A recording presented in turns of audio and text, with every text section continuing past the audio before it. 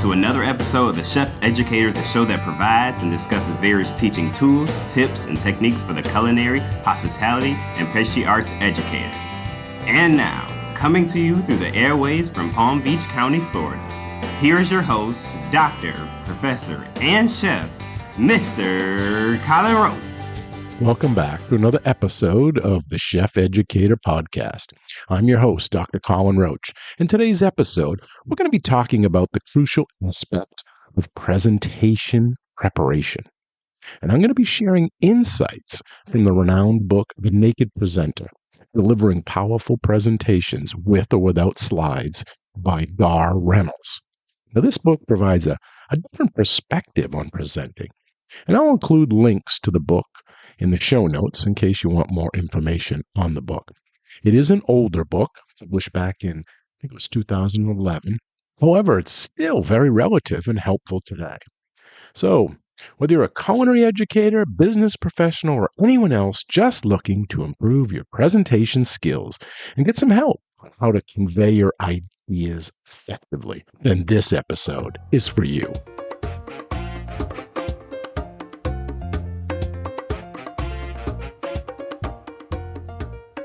So we've all been there, a poorly planned presentation that leaves both the presenter and the audience disengaged. Well, the truth is, effective presentations don't happen by accident. The foundation of any presentation lies in proper preparation, which is really the backbone of an impactful presentation. So let me ask you, have you heard the phrase going naked in the presentation world? Well, I talked a little bit about it in a previous episode titled Naked and Purposeful Presenting. So be sure to check out that episode if you haven't already done so. But anyway, it's not about shedding your clothes, but about shedding the facade and connecting authentically with your audience. But here's the catch. You can't engage naturally if you're not thoroughly prepared. And poor planning often leads to ineffective presentations. You can't just wing it. The idea of presenting naked doesn't mean being unprepared. Instead, authentic engagement requires preparation, as preparation sets the stage for a genuine connection. Going naked in your presentation style doesn't mean being unprepared or careless. Instead, it's about stripping away the unnecessary and engaging naturally with your audience. And proper preparation is the key to achieving this level of connection. It is a fact that effective presentations are the result of proper preparation.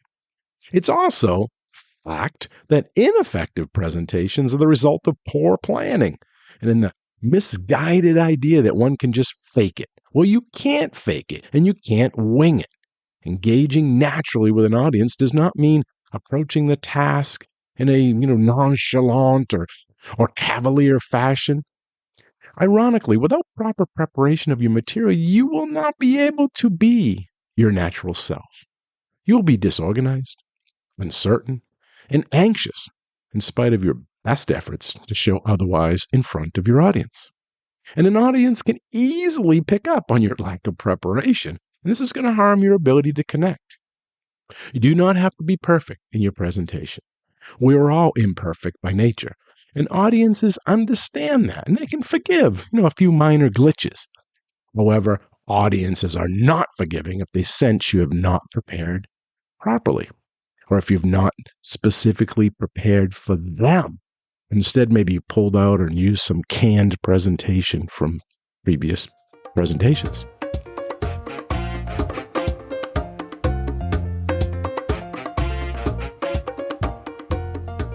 So now I want to talk to you about presenting with purpose and creating change in your audience. Every presentation has a purpose, and that is to create change in your audience's minds. Therefore, think of your presentations as a vessel for change, whether it's introducing new ideas, whether it's for motivating or inspiring. Your goal is to create an impact in your audience's minds. Whether you're teaching, motivating, or persuading, your goal is to influence a shift in their perspective. Every presentation is a form of selling, not of a product, but a change of perspective. Think about it. When you present, you're trying to create change in people's minds. Your goal may be to teach them something new or share knowledge that is useful and illuminating, maybe motivate and inspire them, or even persuade them to change their behavior. Many talks will have elements of all these things. So, whatever your specific goals may be, your aim is always to influence a change in people. And whatever short time you have with them, you want to be able to do this. In this sense, you are selling. And understanding your presentation's purpose and focusing on the why can dramatically enhance your ability to connect and to engage with your audience. Marketing guru Seth Godin once said this about presentations. He said, "It seems to me that if you are not wasting your time and mine, we're here to change my mind, to do something different." And that, my friend, is selling. If you're not trying to persuade, why are you here? And in his best-selling book, Start With Why, author Simon Sinek, I think is how you pronounce it, Sinek, says that the leaders in companies that have the greatest influence start with the why of what they do. They are able to articulate the why to inspire and motivate people to do remarkable things. Most organizations and people can say what they do or even how they do it, but few can say why they do it. To answer why, one must have a clarity of purpose. Starting with what is easier and common, but it is insufficient. And according to Simon Sinek, people don't buy what you do, they buy why you do it. And his famous book, Start With Why, holds true not just for leadership, but for presentations as well.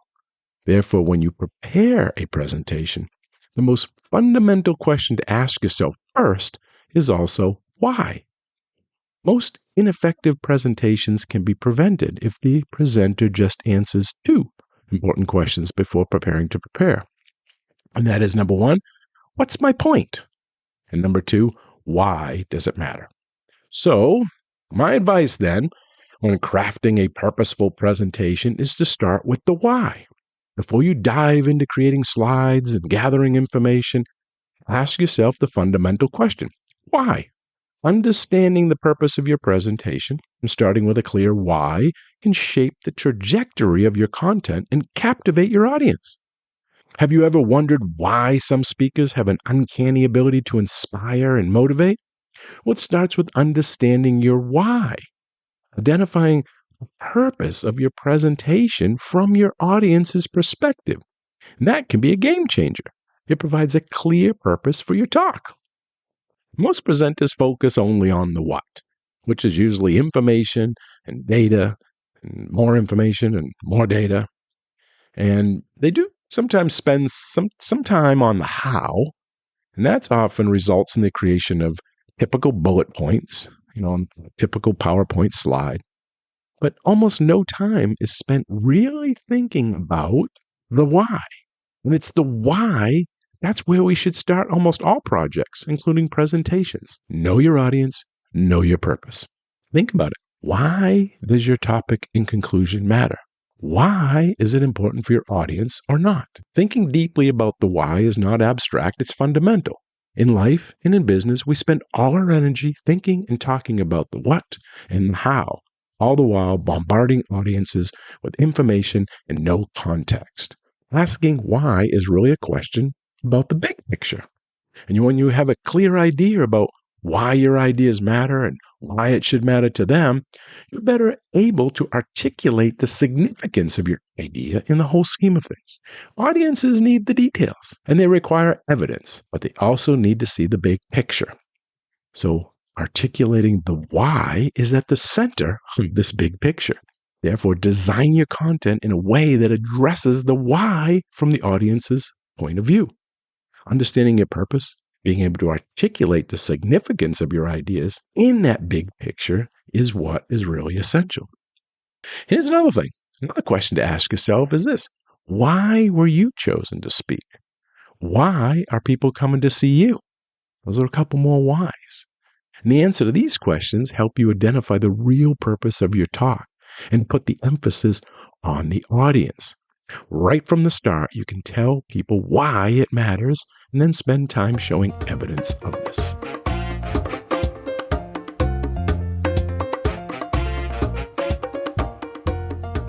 Okay, let's talk about the psychology of change and influencing minds. Every presentation aims to create change in the minds of your audience. Do you agree? I mean, think about it. Whether you are teaching, inspiring, or persuading, your goal is to influence. Now, there are parallels between presentations and marketing, and how understanding your audience's transformation is key to success. And the first step is to have empathy and audience understanding. In other words, to resonate with your audience, you need to step into their shoes. Cultivating this empathy and understanding of your audience's needs and backgrounds and expectations can lay the groundwork for impactful preparation in a compelling presentation. If you are focused on your audience, as you should be, during the preparation stage, you need to identify where your audience is before your talk, and then set a goal for where you would like them to be after your time with them. This is called moving people from point A, which is where they are before the presentation, to point B, which is where they are after your talk. Sometimes you can hear it in the terms of move from to move to, but the idea is essentially the same, and it's an extremely simple one. In fact, it's so fundamental and straightforward that you would think every presenter would understand this.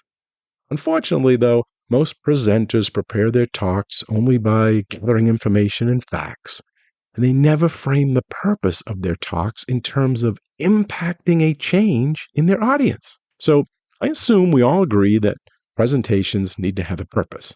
And these purposes include a speaker who wants to present a new idea or a product or an event. Now, classroom teachers and university professors like us often present new subject matter through presentations. But have you ever found yourself listening to a presenter reading their slides that are all chock full of text? Or have you ever wondered what really happens in the minds of audience members during poorly designed presentations? Well, I'm going to give you a little bit of the neuroscience here on it, and I've done other episodes in this podcast on how the mind works, so check those out. But let's talk about it here. Human beings have limited working memory. I mean, think about it. We forget new names and phone numbers all the time. We often forget where we parked our car at the mall or at some sporting event. These items made it into our working memory, but they did not get encoded into our long-term memory. There's lots of reasons why that may happen, but the human long-term memory system is virtually limitless. The trick is just to get it in there. This is why we remember trivial pieces of information from the past, but often forget where we left our keys. The limits of the human cognitive architecture should play a big role in how we design our presentations. For example, humans process auditory and visual stimuli through different channels. This means that text and images and vocal stimuli should be carefully selected. As an analogy, it's talked about in the book and other research papers as too, is what we can do is consider the working memory system to be like a glass of water. And during a presentation, information, which is water, is poured into the water glass. Now, if too much water is added too quickly, the glass overflows. And when the working memory system is overloaded, audience members reach what we call cognitive overload. And when cognitive overload occurs, the working memory system empties, which for humans means that we revert to previously learned content. This means if we overload our audience, everything we just said will be lost. Therefore, it's like a glass of water, our working memory has its limits. So we need to think about our audience's working memory as this glass of water. And if we pour too much information in too quickly, it's going to lead to cognitive overload. leaving our audiences with nothing retained. Now, however, there are research-backed principles that we can use to help us avoid overwhelming our audiences and ensure that effective information is retained. Therefore, to avoid this cognitive overload, we need to start in the planning and preparation stage, and then we have to craft a fluid presentation, thinking about this overload. Again, imagine your audience's minds as glasses of water. They can only hold so much before they overflow. So to avoid this overflowing or this cognitive overload, we need to create a balance in our presentations between words and visuals and interaction. Now, rehearsal, audience interaction, storytelling, these are all things that can help us deliver a presentation that flows seamlessly. And it helps prevent this overload because it allows the brain to have these little breaks and ensures that our content is going to stick. So here are some research-backed principles that you can adopt to help avoid overloading the minds of your audience members or your students or whoever you happen to be presenting to.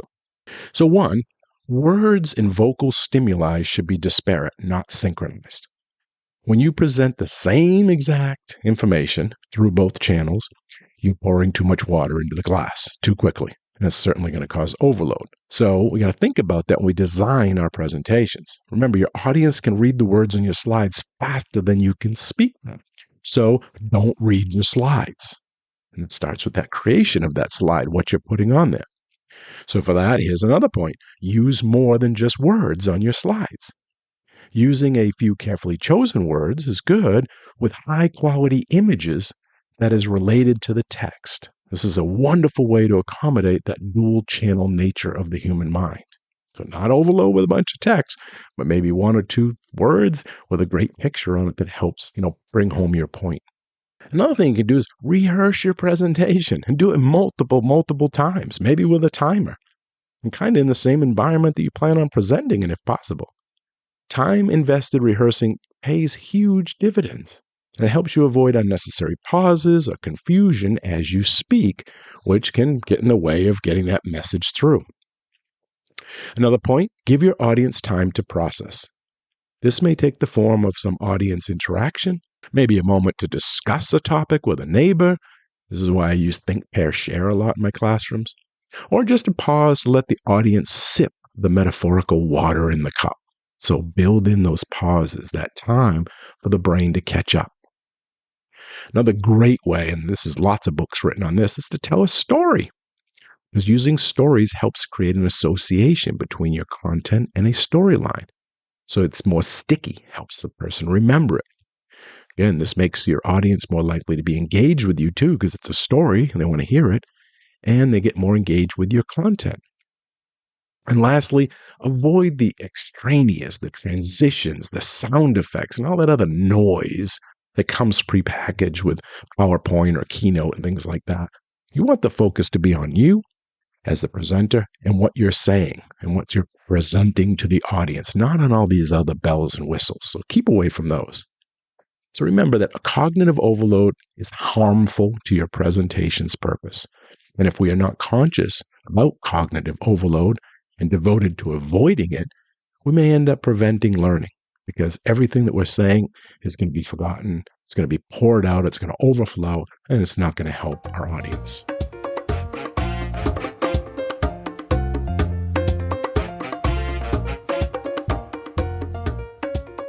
Okay, speaking about audience, know your audience, because one size doesn't fit all in presentations. And the key to a compelling talk lies in knowing your audience inside and out. And empathy plays a crucial role as you step into, your audience's shoes, understanding their needs and their expectations and maybe even their cultural nuances. The key point here is that to clearly understand the purpose of your talk and to lay the foundation for your preparation, you need to know your audience as best as you can. Think about teaching. You're teaching to first graders, you're teaching to high school students, you're teaching to adults and colleges, professionals. So you got to think about your audience. And this requires a good deal of empathy and the ability to put yourself into the shoes of your audience. And after you find out as much as you can about their backgrounds and expectations, as well as information about the cultural differences and things you want to avoid, you'll be better able to choose what material to include and what to exclude. You will also have a better idea of how to connect with the specific audience and keep them interested and engaged. And also, try to target the whole person. Again, while each audience is different, people are all very similar in at least one regard, and that is they don't like to be bored. And a sure way to bore an audience is to remove your personality completely from the talk. They can just go watch a movie or read a book, but they're there because of you, your uniqueness, your personality. So you want to, build your personality into your talk, and don't focus on listing streams of information and presenting reams of facts and data and product features and so on. People need the big picture. They need context and meaning, but they also need to feel some sort of connection to the person that's speaking, and that's where the personality comes in. Aristotle's wisdom still holds true today. A good presentation appeals to reason, emotions, and the character of the speaker. Therefore, appeals to reason, emotion, and the speaker's personality all play pivotal roles. So we need to focus on the big picture and then provide context and then showcase our personalities, right? When we're up there presenting, so that we can foster a deeper connection with our audiences. After all, people remember not just what you say, but how you make them feel. In other words, we as presenters need to strike a balance between logical construction, emotional connection, and authentic personalities so that we can keep our audiences engaged from start to finish. Aristotle's also said that good public speaking can be broken into 3 parts. Number 1, appeal to reason. Number 2, appeal to emotions. And number 3, appeals based on the character and personality of the speaker. You are as important as the content you're talking about. In good presentations, again, you need logical construction and supporting evidence. And you also then need to take that and impact the audience emotionally when presenting it, while at the same time, you need to show your character, your sincerity, and your credibility, and your naturalness using your personality. So, your audience, they're logical. People are logical. They're also emotional. Your presentation must target your audience's need for structure and evidence to support your claims, but you must also tap into their emotions through the use of examples and stories and visualization. You must appeal to the natural human desire for novelty and exploration and discovery and the thrill that comes from learning something new.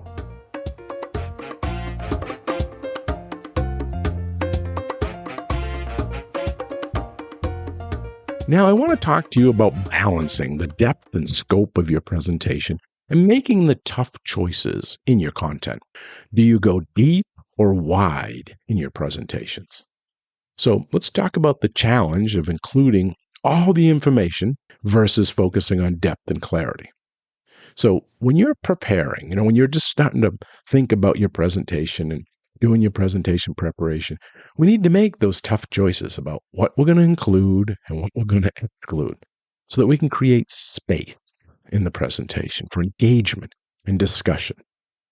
Trying to cover too much can lead to information overload, which we've already spoken about. There is an importance in making strategic choices in the content that you're putting into your presentation to ensure your message hits home without overwhelming your audience. A common mistake in presentations is trying to cover too much ground in a short span. We need to set realistic goals.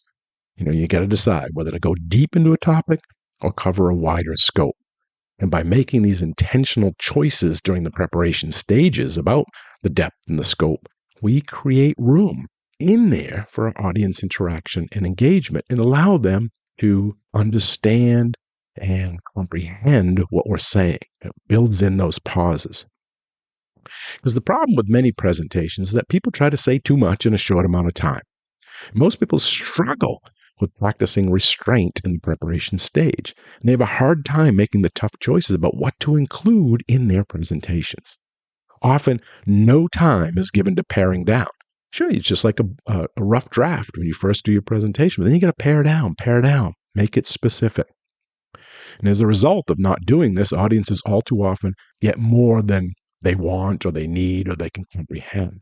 And we know this is true of many executive presentations and sales presentations, and even when we go to conferences, the presentations we see there. So research suggests that you can go deep, as in depth, or you can go wide, as in scope, but it is very difficult to do both in a 1-hour lecture or conference presentation. The key, again, set realistic goals. If you decide that you need to go deep, you have to seriously consider reducing the scope. Sometimes in life, as in presentations, you just have to make a choice about what's important and let go of the rest, at least for the time being, and that can be a second or a third presentation. You cannot include everything in a talk. If you include too much and race through it, you not only lose the audience, but you eliminate that whole space we've been talking about for the interaction and the discussion. People need some time and space to see the patterns and to process the materials, to chunk it up. So relating too much information and leaving no time for connecting the dots is one of the most common communication mistakes. Lots of force feeding and very little digestion. But by excluding some material, you can create some empty space, again, which leaves room for the audience to ask questions and engage with the subject. Creating the space invites the audience in. It's different than a lecture. It becomes a presentation. By making a clear decision in the preparation stage concerning the depth and the scope of your talk, you are better able to include the most important elements and remove all that non-essential material, thereby again creating that space for dialogue.